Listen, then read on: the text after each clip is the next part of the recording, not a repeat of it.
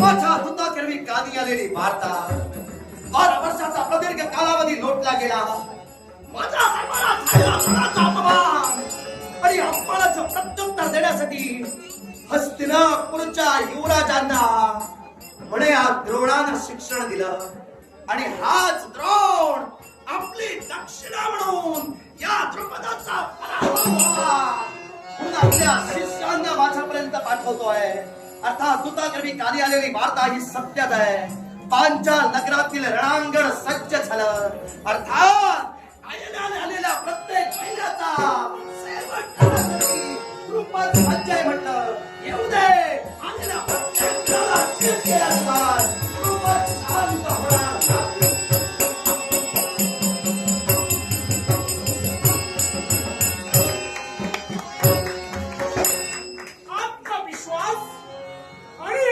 विश्वासाच्या जोरावर उचललेली पाऊलं यश शिखर गाठावं या उद्देशानंच एक सारख्या मार्गाक्रमण करतोय. पांचाल नगरी पर्यंत रणमैदानाच्या ठिकाणी आमचं येणं झालंय. आपण आल्याची जाणीव राजकर्त्यांना करून द्यावी. पांचाल नरेश राजन आपल्या पवित्र पूज्य चरणी अन्य देशाचा राजकर्ता करणं नतमस्तक होतो.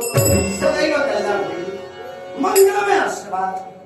आश्चर्य वाटलं. कोण गोष्टीचं? आपली ओळखी आपण मला करून दिला. हा अंग देशाचे राजकर्ते अंगराज करणं बरोबर. आपण आणि या पांचाल नगरीत कसे काय याच्या मुळाशी कारण तुम्ही स्पष्ट होईल का? स्पष्ट केल्या व्यतिरिक्त जाणारच नाही. जाऊच नका. जाणारच स्पष्ट नाही. करावेच चला. आणि इथं आलोय ना उद्देश पूर्ण करेन त्याच वेळी इथून जाईल एवढं. म्हणजे तुमच्या मनात उद्देश निर्माण झाला. साहजिक. तो उद्देश या पांचाल नगराच्या या रणभूमीत सफल करून तुम्ही जाणार आहात. होय. बोलण्यावरून कृतीवरून हालचालींवरून मला स्पष्ट दिसतंय तुम्ही सुद्धा माझ्या मनात द्वेष निर्माण करून आलेला आहात. आणि तोच द्वेष मला तुमच्या मुखातून ऐकायचं आहे.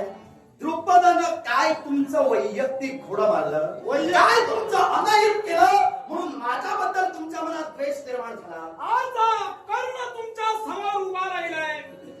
वीरस्त्रीला उभा राहिला याच्या मुळाशी कारण काय असेल तर गुरु होय.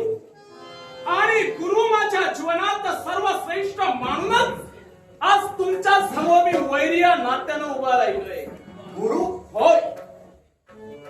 गुरु सर्वश्रेष्ठ म्हणून माझ्या नेत्रासमोर योग्यच आहे. बोलण्याचा अर्थ सरळ आणि स्पष्ट शब्दात एकच तुमचे मित्र गुरु द्रोणाचार्य यांच्याच आदेशानुसार तुमच्यापर्यंत येण्यासाठी कर्ण तत्पर झालंय.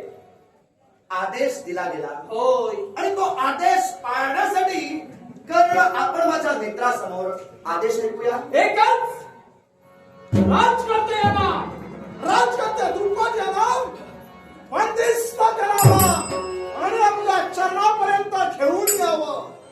ही काय असेल तर माझ्या गुरुनं आतापर्यंत दिलेलं मला ज्ञान आणि त्या ज्ञानाला देणारी ही गुरुदक्षिणा होय.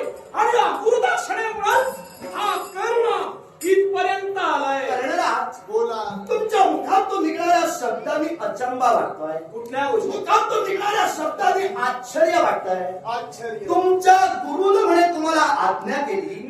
तुमच्या गुरुला गुरु दक्षिणा मिळवून देण्यासाठी तुम्ही मला चित करण्यासाठी आला तसं आता तुम्ही बोलून मोकळे झाला. बरोबर. मग मला आधी सांगा गुरु द्रोणाचार्यांना तुम्ही जर द्रोणांना तुमच्या जीवनात गुरुचा जर स्थान दिला तर आम्हाला ऐकून माहीत आहे एका सूत पुत्राला मी विद्या देणार नाही. एका सूत पुत्राला मी माझा शिष्य बनवून घेणार नाही. हे शब्द द्रोणांचेच होते ना? योग्य फक्त होय की नाही तेवढा सांगा. योग्य होय की नाही तेवढा सांगा. ऐकलेलं मी योग्यच आहे म्हणून मांडलेलं आहे. होय की नाही? साऱ्या गोष्टी योग्य आहेत म्हणून सांगणाऱ्यातला नव्हे. मग अयोग्य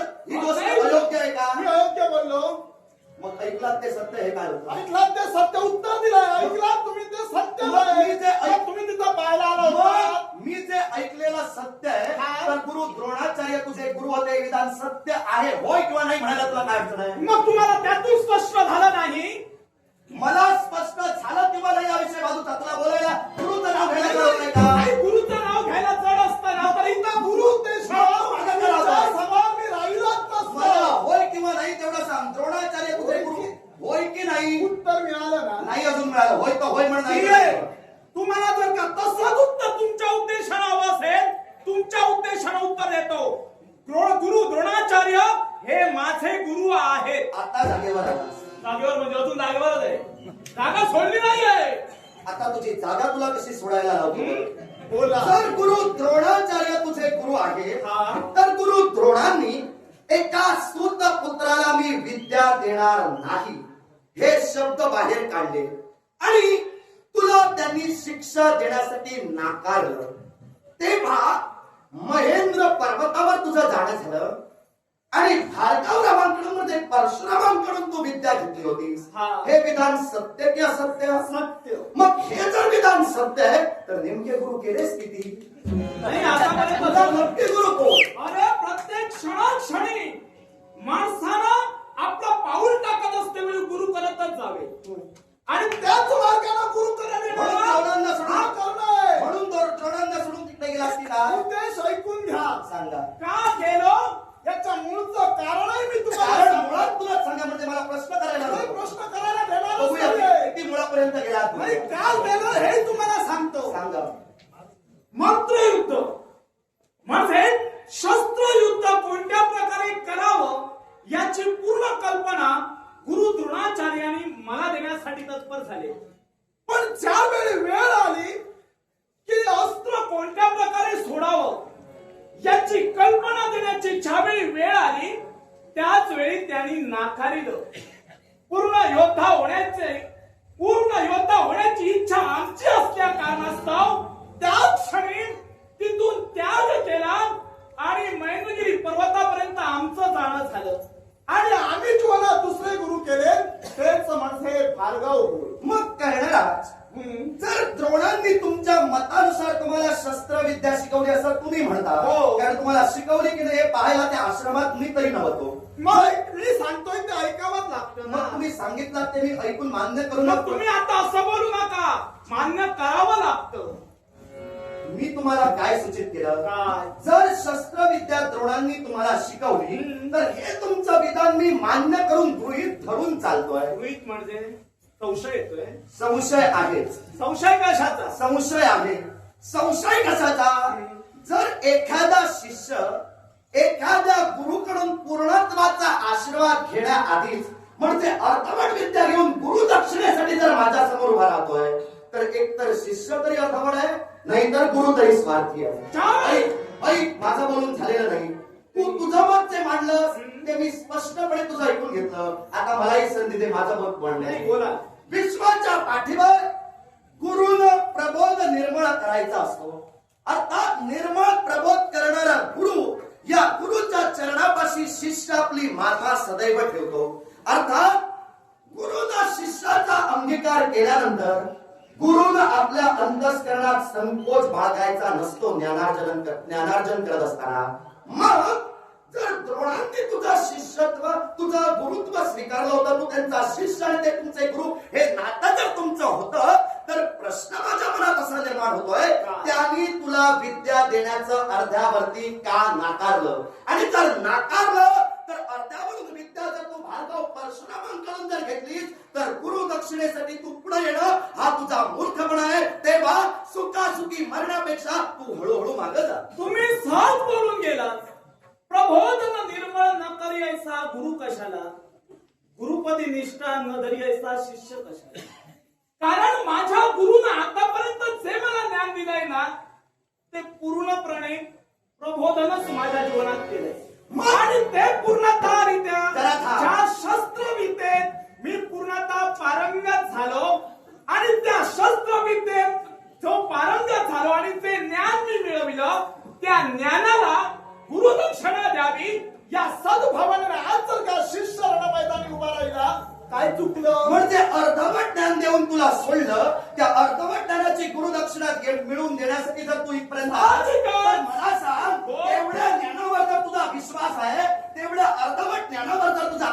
विश्वास आहे तर मग महेंद्र पर्वतावर परशुरामांचे चरण काय फक्त धुवायला गेला होता? अरे मी तुला सांगतोय राजा, मी तुम्हाला सांगतोय काय चरण धुवायलाच गेलो होतो. ऐकून घ्या, चरण धुवायलाच गेलो होतो. जिथं तुला दुसरा गुरु करावा लागला तिथं या गुरुच्या गुरुदक्षिणेसाठी तू पुढे येणं हे विधानाने मला मान्य नाही. दुसरी गोष्ट भार्गव परशुरामांनी तुला विद्या दिली, पण विद्या ही कोणत्या स्वरूपात दिली होती तर तू ब्राह्मण स्वरूपात तिथं गेला होतास. मग मला सांग, आपलं खरं स्वरूप लपवून ब्राह्मण वेशात भार्गव परशुरामांची फसवणूक करून जी विद्या तू घेतलीस ही विद्या तुझ्या कामी येणार नाही. हा माझा थेट वक्तव्याचा मुद्दा तुझ्या समोर उपस्थित करतोय. याच्या मुळाशी कारण आहे. कारण ज्यावेळी सहस्त्रार्जुनांनी भार्गव परशुरामांची माता म्हणजे रेणुका या मातेवर 21 वार केले त्यावेळी भार्गव परशुरामांनी खऱ्या शपथ घेतली, क्षत्रियांची अवकात या विश्वात मी जिवंत ठेवणार नाही, म्हणून त्यांनी पृथ्वी 21 वेळा क्षत्रिय केली. तेव्हा या विश्वातील क्षत्रियांची जात त्यांनी मारली. त्यानंतर खऱ्या अर्थानं क्षत्रिय जन्माला आले हा भाग त्यानंतरचा. पण त्यावेळी त्यांनी पण केला होता, त्यांनी प्रतिज्ञा केली होती की ब्राह्मणांपासून मी कुणालाही विद्या देणार नाही. आणि म्हणूनच ब्राह्मण वेश तू घेतलास आणि ती विद्या कप्ताना त्यांच्याकडून तू मिळवलीस.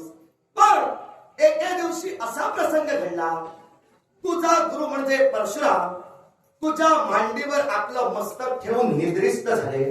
त्यामुळे भुंगा खऱ्या अर्थानं तुझ्या गुरुच्या पायाचा चावा घेण्यासाठी तिथपर्यंत येत होता. तेव्हा आपल्या गुरुला अपाय होऊ नये, आपल्या गुरुला पीडा होऊ नये म्हणून त्या भुंग्याला तुझ्या हातात धरलंस. त्यानं काय केलं, आपल्या हाता पायाने किंवा तीक्ष्णतेनं तुझ्या हस्तावर वार करायला सुरुवात केली. त्यामुळे तुझ्या हस्तातून रक्त एकसारखं भळाभळा वाहत होतं.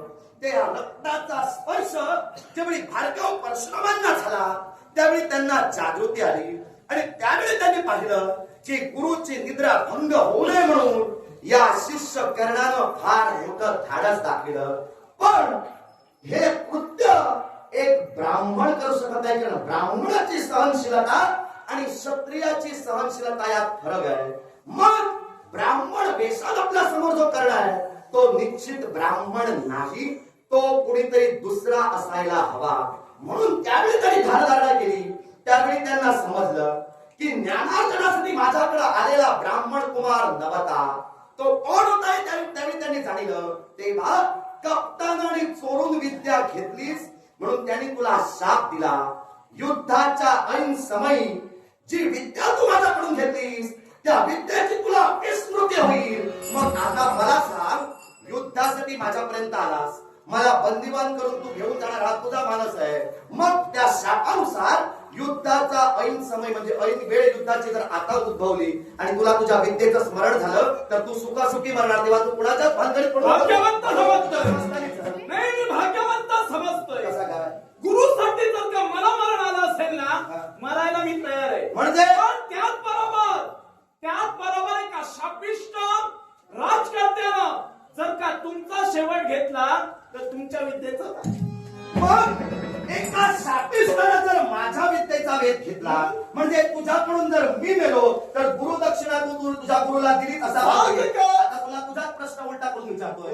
जर माझ्याकडून तू मेलास तर तुझं पुढचं कसं काय? मी भाग्यवंत समजतोय ना. मग काय काय सांगतो मी भाग्यवंत का समजतो तर माझ्या गुरुसाठी मेलो. मग गुरुसाठी जर मेलो हे शब्द तुझ्या मुखातून बाहेर पडताय आणि गुरुसाठी ज्या गुरुनं तुला अर्ध्यावरून लाथांडलं त्याच्यासाठी जर मरणाचे खऱ्या अर्थाने डोहाळे तुला आठवून जरी झाला असशील तर मी सुद्धा भाग्यवान समजतो. रणांगणात लढता लढता मेलो. आणि हे तर का तुला भाग्यवंताचे डोहाळे तर का ठेवले असतील पूर्ण करण्यासाठी हा कर्ण आज तुमच्या नजरेसमोर उभा आहे. मात्र मी बोला माझ्या नेत्रासमोर उभा आहेस, तुझ्या नेत्रातील आरक्तता मला दिसते. पण जिथं ज्या गुरुचा तुला लाथाडलं त्या गुरुचा स्वाभिमान घेऊन तू माझ्याशी भांडतोयस. अर्थात मला तरी असं वाटतंय तुझी कृती आणि तुझी पावलं उचलली असती सत्य धर्माची तेव्हा तुझा